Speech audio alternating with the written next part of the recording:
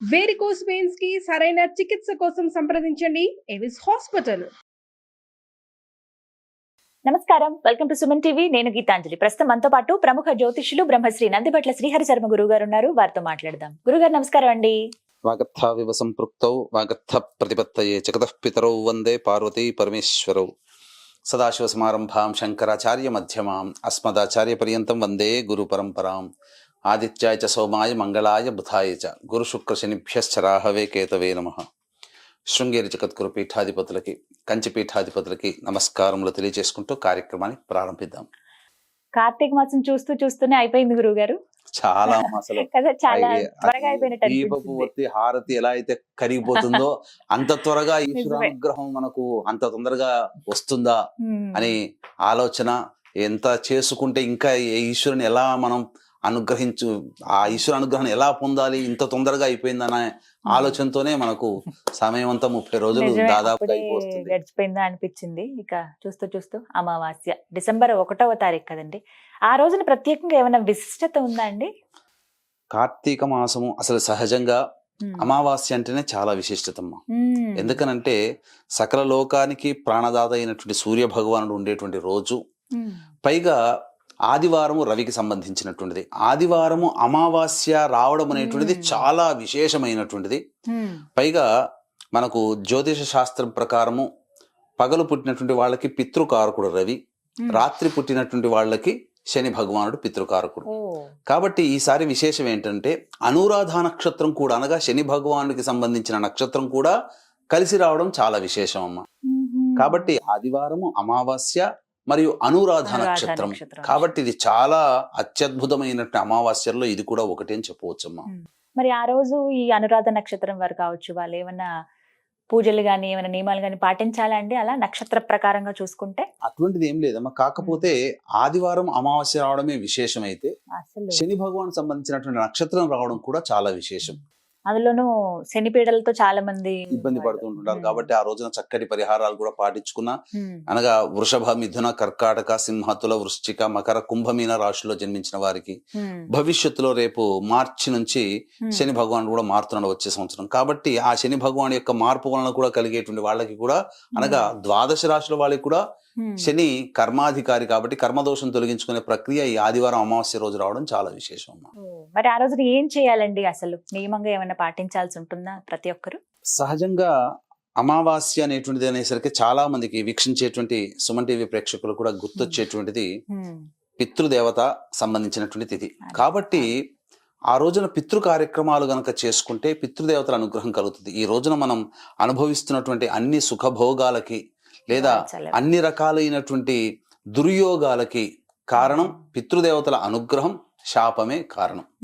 కాబట్టి అనుగ్రహం కలిగితే సుఖం కలుగుతుంది, వాళ్ళ శాపం కలిగితే ఆగ్రహం కలిగి వాళ్ళు మనకొచ్చేటువంటి మంచిని కూడా మన దాకా రానివ్వరు. అంటే ఇక్కడ పితృదేవతలు శాపం పెడుతున్నారని కాదమ్మా, వాళ్ళ క్షుద్బాధలు తీర్చడం వారసులుగా మన బాధ్యత.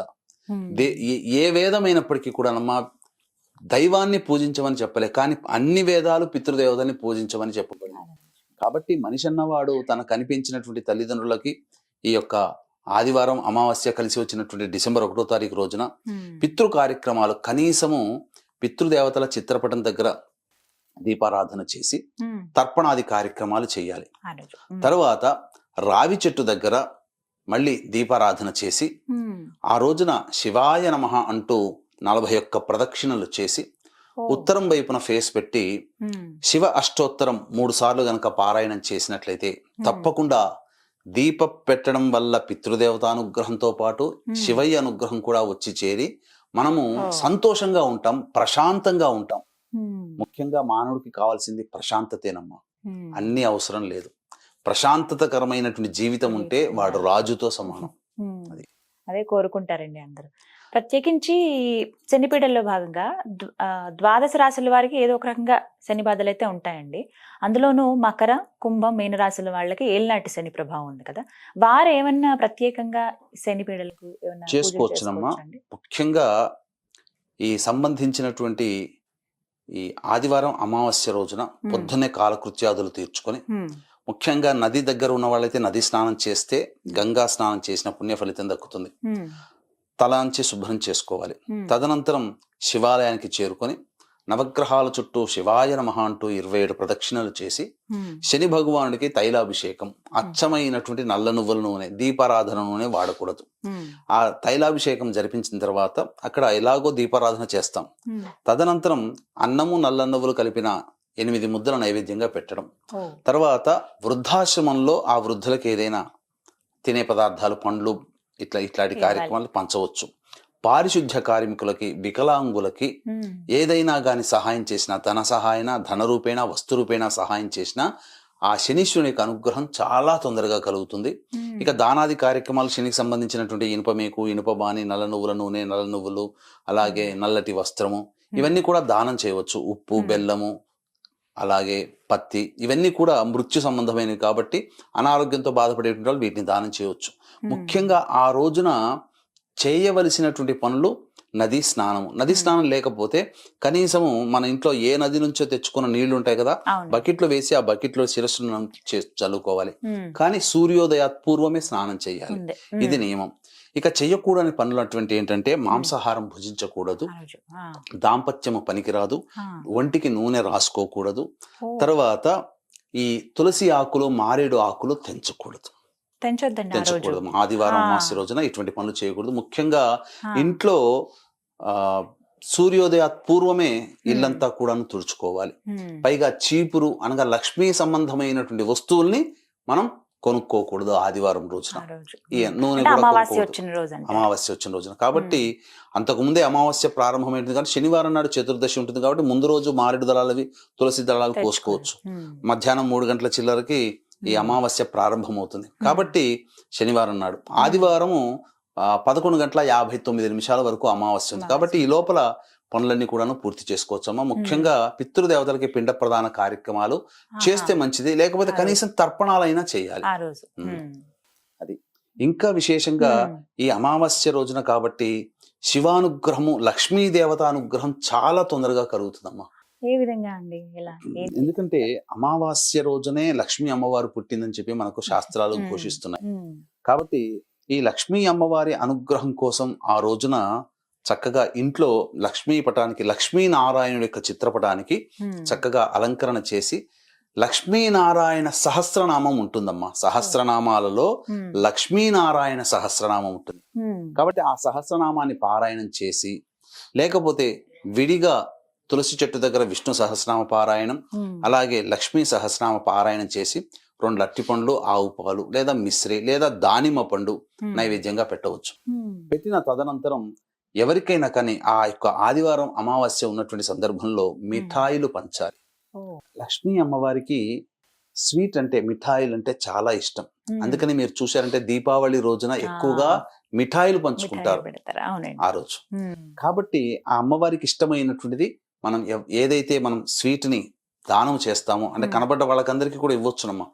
ముఖ్యంగా ఆ రోజున దత్తాత్రేయుని ఆరాధన చాలా విశేషమైన ఫలితం ఇస్తుంది. గురు అనుగ్రహం చాలా తొందరగా కలుగుతుంది కాబట్టి దత్తపాదుకా స్తోత్రము కానీ, దత్తాష్టకము కానీ, దత్త కవచము కానీ వీలైనన్ని సార్లు పారాయణం చేయవచ్చు. ఇంకా అమావాస్య రోజున ఇంకా చెప్పాలి అంటే లలితా సహస్రనామ పారాయణం చేసినా చాలా పుణ్యం అమ్మ. ఆదివారం పౌర్ణమి అని చెబుతారు, కానీ ఈ విధంగా లలితా సహస్రనామ పారాయణం చేయడం కూడా విశేషం అమ్మ. కాబట్టి ఎవరికి అలవాటు ఉన్నటువంటి దేవతా స్తోత్రాన్ని వాళ్ళు గనక పారాయణం చేసుకుంటే అద్భుతమైనటువంటి ఫలితం కలుగుతుందమ్మా. అందులో ఏమాత్రం సందేహం లేదు. అలాగే ఈ యొక్క కార్తీక మాసం నెల రోజుల్లో ఆఖరి రోజు కాబట్టి ఈ ఆఖరి రోజున ముఖ్యంగా చంద్రుడు ఉండనటువంటి రోజు, సూర్యుడు మాత్రమే ఉండేటువంటి రోజు కాబట్టి ఈ రవిహోరలో ఎవరైతే ఈశ్వరుడికి ముఖ్యంగా చెరుకు రసంతో కానీ, బెల్లం నీళ్లు కలిపినటువంటి నీటితో కానీ ఈశ్వరునికి అభిషేకం చేస్తే ఉద్యోగ సంబంధమైనటువంటి సమస్యలన్నీ తొలగిపోతాయమ్మా. ఉద్యోగం రాని వాళ్ళకి ఉద్యోగం దొరుకుతుంది. రవిహోర ఎప్పుడు ఉంటుంది? రవిహోర ఉదయం 6:15 నుంచి 7:15 మధ్య కాలంలో. వీక్షించేటువంటి ప్రేక్షకులకు గమనిక, ఈ యొక్క కార్తీక మాసం నెల రోజుల పాటు పూజ జరిపిన తర్వాత పోలి పాడ్యమి అనగా పోలి స్వర్గం వెళ్ళినటువంటి రోజున గోకర్ణ క్షేత్రంలో జాతకరీత్యా కలుగు విద్య, వివాహ, ఉద్యోగ, దాంపత్య, సంతాన, అనారోగ్య సమస్యలకు మరియు వృషభ మిథున కర్కాటక సింహతుల వృశ్చిక మకర కుంభమీన రాశిలో జన్మించిన వారికి శనిదోష పరిహారార్థమై సర్వదోష నివారణ పూజల హోమాలు పర్ హెడ్ 1500 రూపాయలకి చేయించడం జరుగుతుంది. అవకాశం ఉన్న వాళ్ళు కార్యక్రమ తదితరులను కాంటాక్ట్ చేసి మీ గోత్రనామాలు నమోదు చేసుకోవచ్చు. ఇక దాంపత్య సమస్యలకి వివాహ సమస్యలతో ఇబ్బంది పడేటువంటి వాళ్ళు ఈ సంబంధించినటువంటి పటిక బెల్లం ఉంటుంది కదమ్మా, ఆ పటిక బెల్లం పొడిని నీటిలో వేసి ఆ నీటితో 7 నుంచి 8 మధ్య కాలంలో అభిషేకం చేసుకోవాలి. ఇక వ్యాపార సంబంధమైనటువంటి దోషములతో ఇబ్బంది పడేటువంటి వాళ్ళు ఈ యొక్క ధనాభివృద్ధి కలగాలని చెప్పి మారేడు దళములతో అభిషేకము కానీ అర్చన 8 నుంచి 9 మధ్య కాలంలో చేసుకోవాలి. ఇక సర్వ విధాలుగా ప్రజలతో సంబంధం ఉన్నటువంటి వృత్తి వ్యాపార ఉద్యోగాల్లో ఉన్నవాళ్ళు, అలాగే మానసిక సంబంధంగా ఇబ్బంది పడేటువంటి వాళ్ళు ఆవు పాలతో 9 నుంచి 10 మధ్య కాలంలో. ఇక ఇంతకుముందు చెప్పుకున్నాం కదా శని భగవాన్ సంబంధించి 10 నుంచి 11 మధ్య కాలంలో శని దోష సంబంధమైనటువంటి దోషాలు తొలగిపోవడం కోసం ఇంతకుముందు చెప్పుకున్నటువంటి శని దోష నివారణ కార్యక్రమాలు చేసుకోవచ్చు.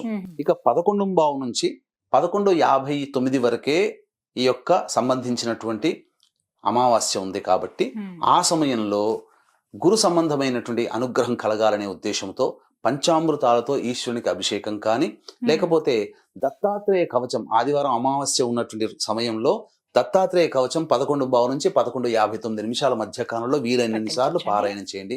ఇక ఈ శని భగవానికి సంబంధించి ఈ హోర ఉంది కదమ్మా 10 నుంచి 11 మధ్య కాలంలో వృద్ధులకి వికలాంగులకి పారిశుద్ధ్య కార్మికులకి 11 నుంచి 12 లోపల దానాది కార్యక్రమాలు పండ్లు ఇతరత్ర పదార్థాలు పంచవచ్చు. ఈ విధంగా చేయడం ద్వారా అమావాస్య రోజున ముఖ్యముగా ఈశ్వర అనుగ్రహం కలుగుతుంది. ముఖ్యంగా తర్పణాది కార్యక్రమాలు చేయాలనుకునే వాళ్ళు 6 నుంచి 7 మధ్య కాలంలో తమ పితృదేవతలకు తర్పణాది కార్యక్రమాలు కానీ లేదా 11 నుంచి 12 గంటల మధ్య కాలంలో తర్పణాది కార్యక్రమాలు చేయవచ్చు. ఇలా ఆదివారం అమావాస్య చాలా విశేషమైన రోజు అని చెప్తూ ఉన్నారు. కార్తీక మాసం అన్నాళ్ళు ఎలా చేసుకున్నారో ఈ రోజును కూడా అదే తులసి చెట్టు దగ్గర దీపారాధన 30 ఒత్తుల దీపారాధన చేసుకోవచ్చు. 360 + 360 720 ఒత్తుల దీపారాధన చేయవచ్చు అమావాస్య రోజున, తప్పు లేదమ్మా. చాలా చక్కగా వివరించారు గురుగారు. నమస్కారం అండి. సర్వం శ్రీ ఉమామహేశ్వర పరబ్రహ్మార్పణమస్తు.